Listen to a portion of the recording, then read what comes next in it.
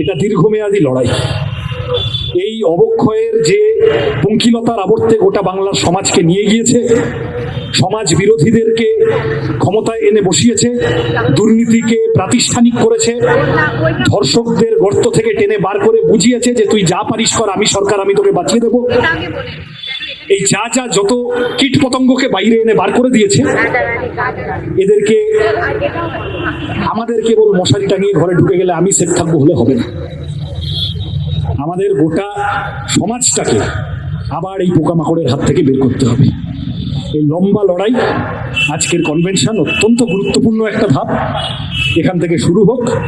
নিরাশার তো প্রশ্নই নেই, সংশয়েরও কোনো প্রশ্ন নেই। এই অন্ধকার কাটিয়ে আমরা ছাড়বো, আমরা লড়বো। শেষমেশ তিলোত্তমার কসম আমরা লড়বো, অভয়ার কসম আমরা লড়বো, এবং এই লড়াইতে আমরা আপনারা সবাই একসাথে শেষ পর্যন্ত সূর্যোদয় দেখে তারপরে ক্ষান্ত দেব। এই শপথ নিয়ে আমার কথা শেষ করলাম।